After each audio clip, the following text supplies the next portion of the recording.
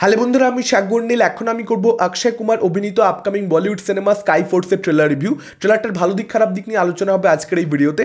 কিছু খামতি ট্রেলারটার মধ্যে অবশ্যই রয়েছে, কিন্তু ওভারঅলে যদি আমাকে বলতে হয় স্ট্যান্ড অ্যালোন জাজ করলে ইটস এ গুড ট্রেলার। যে ট্রেলারটা দেখে কিন্তু অডিয়েন্সের ছবিটা হলে গিয়ে দেখবার প্রতি একটা ইন্টারেস্ট অবশ্যই তৈরি হবে। প্রধান যে সমস্যাটা ট্রেলারটা, সেটার ব্যাপারে আমি পরবর্তীতে আসছি, যে সমস্যায় ছবিটাও ভুগতে পারে। কিন্তু সবার আগে যদি ট্রেলারটার মধ্যে যে ছোট ছোট খামতিগুলো রয়েছে সেগুলো নিয়ে কথা বলি। দেখুন, গল্প সম্পর্কে এখানে অনেক বেশি কিছু রিভিল করে দেওয়া হয়েছে।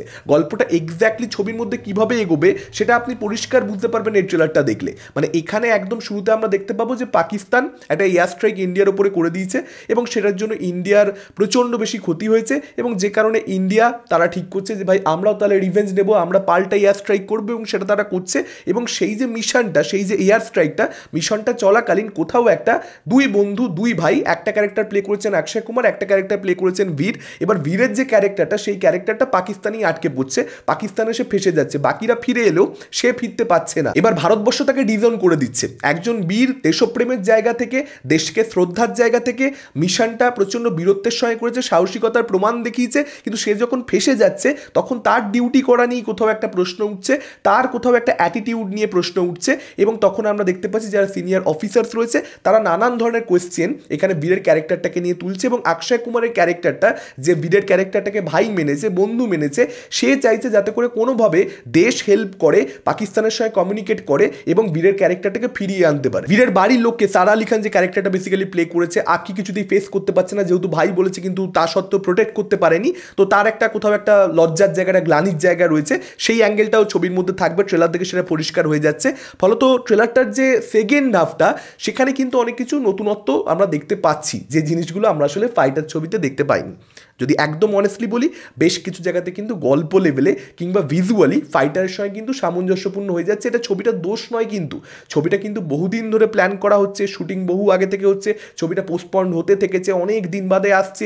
কিন্তু ফাইটারের সঙ্গে, যেহেতু ফাইটার 2024-এর গোড়ার দিকে মুক্তি পেয়েছে, 2025-এর গোড়ার দিকে এই ছবিটা মুক্তি পাচ্ছে, যে কারণে অনেক কিছু ট্রেলারটার মধ্যে ভালো থাকা সত্ত্বেও, বা ছবিটা আসলে ফাইটার যদি রিলিজ না করতো, সেক্ষেত্রে যেরকম ট্রেলারটা রেসপন্স পেতো বা ছবিটা যেরকম বক্স অফিস হতে পারতো, সেই জিনিসটা কিন্তু এখন ফাইটার রিলিজের পরে যেহেতু হচ্ছে, আমার মনে হয় না যে সেটা হবে। মানে এখানে অক্ষয় কুমারের যে ধরনের ডায়লগবাজি রয়েছে, বিশেষ করে একদম শেষ ভাগে প্যাট্রিয়টিজম নিয়ে যে ডায়লগটা রয়েছে, সেটা কিন্তু যথেষ্ট ইম্প্যাক্টফুল। কিংবা লতা মঙ্গেশকরের এখানে যেভাবে গানটাকে ব্যবহার করা হয়েছে, মেরে বাতানকে লোগো, এবং দেখবেন সারা আলি খানের যে এন্ট্রি হয় তখনই গানটা কিক ইন করে, যেহেতু এ মেরে বাতানকে লোগো, এ মেরে বাতান সেই ধরনের একটা ছবিও অ্যাকচুয়ালি সারা আলি খান করেছিল, টাইটেল সেটা ছিল, যে কারণেই মেবি এখানে মেকাদের তরফ থেকে সেটা করা হয়েছে। তো সেকেন্ড হাফটা কিন্তু ট্রেলারটার বেশ ভালো, সেখানে লতা মঙ্গেশকরের গান, ডায়লগ ফাইলগ মিলিয়ে, এবং এই যে নেগোসিয়েশনসটা করতে হবে অক্ষয় কুমারকে সিনিয়র অফিসারদের সঙ্গে, যাতে করে দেশ পাকিস্তানের সঙ্গে কথা বলে, এবং সারা আলি খানের অ্যাঙ্গেলটা ঢুকে পড়ছে, সব কিছু মিলিয়ে বেশ ইন্টারেস্টিং লাগছে। কিন্তু ছবিটা কিন্তু খুব ভালো হতে পারে, খুব ইমোশনালও হতে পারে। কিন্তু ওই ফাইটারের সঙ্গে কিছু জায়গাতে যেহেতু গল্পে সামঞ্জস্য এবং ভিজুয়ালি কিছু জায়গাতে মিল থেকে যাচ্ছে, সেখানেই হয়ে যাচ্ছে প্রবলেমটা। মানে ফাইটার 2024-এ মুক্তি পেয়েছে, 5 বছর পরে যদি একটা ছবি হতো স্কাই ফোর্স, এবং টেকনোলজিক্যাল ইমপ্রুভমেন্ট যেহেতু হয়ে যেত, সঙ্গে সঙ্গে ভিজুয়ালিও বিষয়টা অনেক বেশি এনহ্যান্সড হয়ে যেত। মানে ভিএফএক্সের কাজ 2024-এ যতটা ভালো করা সম্ভব, ইন্ডিয়ান সিনেমাতে 2029-এ সেই জিনিসটা আরও বেটার করা সম্ভব, তখনই মিলটা লাগতো না। ফলত ভিজুয়াল এফেক্টসের কাজের মধ্যে কতটাই বা পার্থক্য 2024-2025 এক বছরের গ্যাপের মধ্যে দুটো ছবি আসছে, কতটাই বা পার্থক্য লক্ষ্য করতে পারবেন। এবং ফাইটারে কিন্তু বাজেট বেশি ছিল, স্কাই ফোর্সের কিন্তু বাজেটটা কম। ট্রেলার দেখে যেটা মনে হলো, কিছু জায়গাতে কিন্তু মানে ভিএফএক্সের কাজে একটুখানি ঘাটতি লক্ষ্য করা যাচ্ছে, অনেক জায়গাতে ভালো, আবার কিছু জায়গাতে কিন্তু একটু প্রবলেম রয়েছে বলে মনে হচ্ছে। ছবি মুক্তি পেতে পেতে সেই জায়গাগুলোকে মেকাররা ফিক্স করেও দিতে পারে, যদি পোস্ট প্রোডাকশনের জন্য ছবিটার কাছে আসলে অনেকটাই সময় ছিল।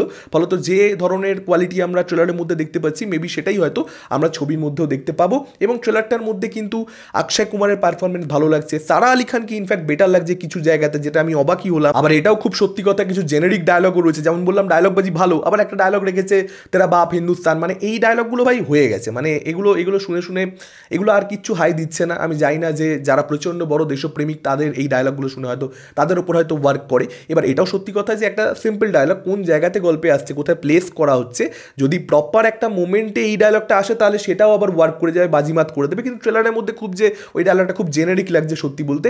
এখন এই যে দুই বন্ধু দুই ভাই, অক্ষয় কুমারের ক্যারেক্টারটা এবং আরেকটা যে ক্যারেক্টার, এই দুটো ক্যারেক্টারের মধ্যে ইকুয়েশনটা কত স্ট্রংলি এস্টাবলিশ করতে পারছে, এদের ব্রাদারহুডটা, বন্ডিংটা কত সুন্দরভাবে ডিরেক্টর দেখাতে পারছে ছবির ফার্স্ট হাফে, তার উপরে কিন্তু অনেক কিছু ডিপেন্ড করছে। ওই পার্সোনাল যে লসটা বা পার্সোনাল যে ক্রাইসিসটা অক্ষয় কুমারের ক্যারেক্টারটা, যে ওর ভাই পাকিস্তানে আটকে পড়েছে বা ওর কলিগ, ওর বন্ধু, হোয়াট এভার, সেই পার্সোনাল কানেকশনটা কিন্তু কোথাও একটা গড়ে তুলতে হবে। এবং তার সঙ্গে সঙ্গে এরকম সিচুয়েশনে বারংবার দেশ কেন রিজন করে দেয় সেই অ্যাসপেক্টটা ছবির মধ্যে, কারণ ডেফিনেটলি তাদেরও একটা রিজন থাকবে, তাদেরও পার্সপেক্টিভ থাকবে, সেই অ্যাসপেক্টটা ছবিতে যত ভালোভাবে উঠে আসবে আমি দর্শক হিসেবে খুশি হবো। তার কারণ নর্মাল অডিয়েন্সের পক্ষে এই জিনিসগুলো কিন্তু একেবারেই বোঝা সম্ভব হয় না। এই ট্রেলারটা আমার তো স্ট্যান্ডঅ্যালোন জাজ করলে ভালো লেগেছে। এখন আপনাদের কীরকম কী লেগেছে কমেন্ট করে জানাতে পারেন। এবং ফাইটারের পরবর্তীতে যেহেতু আসছে এই ছবিটা, তারপর কি এই ছবিটা বক্স অফিসে বড় ওপেনিং নেবে, সফল হতে পারে? আপনাদের কি মনে হয় ডেফিনেটলি কমেন্ট করে আমাদের জানাতে পারেন। এই ভিডিওটা ভালো লাগলে লাইক করতে পারেন, শেয়ার করতে পারেন। আমাদের চ্যানেল নতুন হলে চ্যানেলটাকে অবশ্যই সাবস্ক্রাইব করতে পারেন। আজকের মতন টাটা, চোখ রাখুন পরবর্তী ভিডিওতে।